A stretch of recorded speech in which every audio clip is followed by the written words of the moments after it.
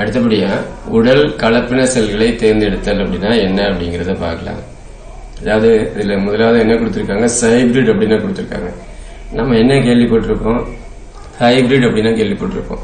அதாவது ஹைபிரிடைசேஷன் அப்படின்னா களப்பொருத்தம் அப்படிம்போம். அதாவது இரண்டு வேறுபட்ட தாவர செல்களை ஒன்னா சேர்க்கறதுக்கு பேரு களப்பொருத்தம் அப்படின்னு படிச்சிருக்கோம். இங்க இந்த இரண்டு வேறுபட்ட செல்களுடைய உட்கரு அற்ற புரோட்டோபிளாஸ்ட், உட்கரு இல்லாத புரோட்டோபிளாஸ்ட இணைத்து பெறக்கூடியதுக்கு பேரு ஹைபிரிட் அப்படிங்கிறாங்க. அப்ப அதுக்கு பிறகு என்ன செய்யலாம் அப்படின்னா அந்த உட்கரு இணைவு நடக்க ஆரம்பிக்குது. இந்த நிகழ்வுக்கு பேரு தான் என்ன அப்படின்னா உடல் கலப்பினமாக்கல் பேரு. இது ஆங்கிலத்துல சொமேட்டிக் ஹைபிரிடைசேஷன் அப்படிங்கிறோம். அடுத்ததாக செல் சஸ்பென்ஷன் கல்ச்சர் அப்படின்னு சொல்லக்கூடிய செல் மிதவை வளர்ப்பு அப்படின்னா என்ன அப்படிங்கறத பார்க்கலாம்.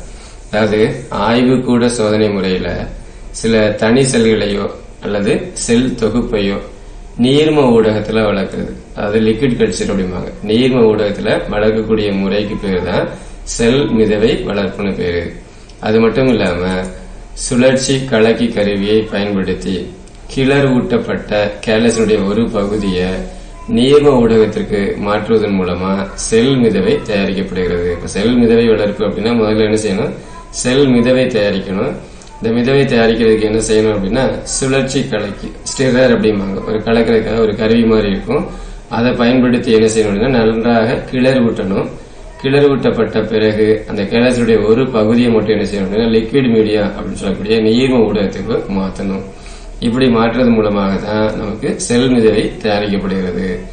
அதுக்கு பிறகு என்ன நடக்கும் அப்படின்னா கேலஸ் திசுனுடைய செல்கள் தனிமைப்படுத்தப்பட்டு, அதாவது தனியா பிரித்தெடுக்கப்பட்டு செல் மிதவை வளர்ப்புக்கு பயன்படுத்தப்படும். அடுத்தபடியா இரண்டாம் நிலை வளர்சிதை மாற்ற பொருள் உற்பத்தி அப்படின்னா என்னன்னு பார்க்கலாம். அதாவது செகண்டரி மெட்டபிளைட்ஸ் அப்படிம்பாங்க. அதான் இரண்டாம் நிலை வளர்சிதை மாற்ற பொருட்கள். இந்த செல் விதை வளர்ப்பு மூலமா என்ன செய்ய போறோம் அப்படின்னா இரண்டாம் நிலை வளர்சிதை மாற்ற பொருளா இருக்கக்கூடிய அல்கலாய்டுகள், பிளேவினாய்டுகள், டெர்பினாய்டுகள், ஃபீனால் கூட்டு பொருட்கள், மறு கூட்டிணைவு புரதங்கள் போன்ற பொருட்களை உருவாக்கலாம். இதுக்கு முன்னாடி நம்ம என்ன சொன்னோம், செல் மிதவை வளர்ப்புன்னு சொன்னோம். இந்த செல் மிதவை வளர்ப்பு எதுக்காக வளர்க்கணும் அப்படின்னு சொல்றோம் இல்லையா, அதற்கான காரணம் பாத்தீங்கன்னா இந்த மாதிரியான பொருட்கள் எல்லாம் தயாரிக்கிறதுக்காக இதை உருவாக்குறோம். பொதுவா இரண்டாம் நிலை வளர்சிதை மாற்ற பொருட்கள் அப்படிங்கிறது எப்படி இருக்குன்னா வேதிய பொருளாகவும் அதே நேரத்துல தாவர வளர்ச்சிக்கு தேவைப்படாமலும் இருக்கக்கூடியதா இருக்குது. ஆனா தாவரங்கள் என்ன செய்யுது அப்படின்னா தாவரங்களுடைய செல் வளர்சிதை மாற்றத்தின் போது உப பொருளாக இவை உருவாக்கப்படுகிறது. அந்த தாவரங்களுக்கு தேவையில்லைன்னு சொல்றோம், அது தாவர வளர்ச்சிக்கு இது தேவைப்படுறது இல்லை அப்படின்னு. ஆனா தாவரங்களுடைய செல் வளர்சிதை மாற்றம் நடக்கும்போது, மெட்டபாலிக் ப்ராசஸ் நடக்கும்போது உப பொருளாக இது உருவாக்கப்படுது. எடுத்துக்காட்டா கேத்ரேந்தஸ் ரோசியஸ் அப்படின்னு சொல்லக்கூடிய தாவரத்தினுடைய செல் வளர்ப்புல இருந்து இண்டோல் ஆல்கலாய்டுகள் அப்படின்னு சொல்லக்கூடிய ஒரு உயிரி உற்பத்தி மூலம் பிரித்தெடுக்கப்படுகிறது. அதாவது கேத்ரேந்தஸ் ரோசியஸ் அப்படிங்கிற தாவரத்துல செல் வளர்ப்புல இருந்து இண்டோல் ஆல்கலாய்டுகள் எதன் மூலமா பிரித்தெடுக்கப்படுகிறது அப்படின்னா உயிரி உற்பத்தி மூலமா பிரித்தெடுக்கப்படுகிறது. அடுத்தபடியா வணிக உற்பத்திக்காக, கமர்ஷியல் பர்பஸுக்காக பயோரியாக்டர் அப்படின்னு சொல்லக்கூடிய உயிரி கலன்களை பயன்படுத்தி, ஏற்கனவே அந்த பயோரியாக்டர்ஸ் அப்படின்னு சொல்லக்கூடிய உயிரி கலன்களை பத்தி நம்ம ஏற்கனவே 4ஆம் பாடமான உயிரி தொழில்நுட்பவியல்ல பார்த்திருப்போம். இந்த உயிரி கலன்களை பயன்படுத்தி இரண்டாம் நிலை வளர்சிதை மாற்ற பொருட்களுடைய உற்பத்தி செயல்முறைகளை தானியங்கி முறையில என்ன செய்யலாம், அளவிடலாம்.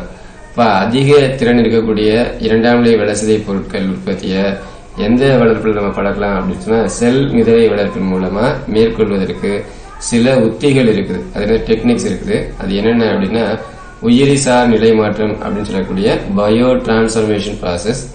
அடுத்தபடியா இருக்கக்கூடியது வளர்சிதை மாற்ற பொருள் தூண்டுதல் அப்படிங்கிறது. இதுக்கு என்ன பேருன்னா எலிசிட்டேஷன் அப்படின்னு பேரு. அடுத்ததா இருக்கக்கூடியது முடக்க வளர்ப்பு அப்படின்னு சொல்லக்கூடிய இம்மொபிலைசேஷன் டெக்னிக். இந்த மாதிரி 3 உத்திகளை பயன்படுத்தி இந்த இரண்டாம் நிலை வளர்சிதை மாற்ற பொருட்களை என்ன செய்யலாம், நம்ம தயாரிக்க முடியும். அது என்னென்ன இருக்குது அப்படிங்கறத ஒரு அட்டவணையில கொடுத்திருக்காங்க. அது என்னங்கிறத அடுத்ததாக நம்ம பார்க்கலாம். அடுத்தபடியா தாவரனுடைய மீளுருவாக்க வழித்தடத்தை பார்க்கணும். அதற்கு முன்னாடி இந்த இரண்டாம் நிலை வளர்சிதை மாற்ற பொருட்கள் என்னென்ன இருக்குது அப்படிங்கறத பார்க்கலாம். அது டிஜாக்சின் அப்படின்னு சொல்லக்கூடியது. இந்த டிஜாக்சின்ங்கிறது எதிலிருந்து தயாரிக்கப்படுது அப்படின்னா டிஜிட்டாலிஸ் பர்பூரியா அப்படிங்கிற தாவரத்திலிருந்து தயாரிக்கக்கூடியது. இது வந்து இதயத்திற்கு மருந்தாக பயன்படுகிறது. இது வந்து இதய நோய் சம்பந்தப்பட்ட மருந்தாக பயன்படக்கூடியதா இருக்குது. அடுத்தபடியா இருக்கக்கூடியது கோடின் அப்படிங்கிறது. இது எதிலேருந்து தயாரிக்கக்கூடியதுன்னா பப்பாவர் சாம்னிவரம் அப்படின்னு சொல்லக்கூடிய சாம்னிஃபரம் சொல்லக்கூடிய தாவரத்திலிருந்து பெறக்கூடியதா இருக்குது. இது பெயின் ரிலீஃப், அதாவது வலி நிவாரணியா இருக்கக்கூடியதா இருக்குது. அடுத்ததா இருக்கக்கூடியது கேப்சைசின் அப்படின்னு சொல்லக்கூடியது. இந்த கேப்சைசின் அப்படிங்கிறது எதிலிருந்து பெறப்படுகிறது அப்படின்னா கேப்சிகம் ஆனுவம் அப்படின்னு சொல்லக்கூடிய தாவரத்திலிருந்து பெறப்படக்கூடியதா இருக்குது. இது வாத வலியை குணப்படுத்தக்கூடியதா இருக்குது. அடுத்து வின்கிறிஸ்டின், அது எல்லாமே கேள்விப்பட்டிருக்கக்கூடியது. இது பொதுவாக எதுக்கு பயன்படக்கூடியது அப்படின்னா புற்றுநோய்க்கு எதிர் மருந்தாக பயன்படக்கூடியது. இந்த தாவரத்தினுடைய பெயர் என்ன அப்படின்னா கேத்ரியாந்தஸ் ரோசியஸ் பேரு. இறுதியா இருக்கக்கூடியது குயினைன். இந்த குயினைன் அப்படிங்கிறது என்ன அப்படின்னா மலேரியாவுக்கு எதிர் மருந்தாக பயன்படக்கூடியது. இது எதிலிருந்து தயாரிக்கப்படுகிறது அப்படின்னா சின்கோனா அபிசினாலிஸ் அப்படிங்கிற தாவரத்திலிருந்து பெறப்படுகிறது. இதற்கு அடுத்தபடியாக தாவரங்களுடைய மீளுருவாக்க வழித்தடம்னா என்ன அப்படிங்கிறத அடுத்தபடியாக பார்க்கலாம்.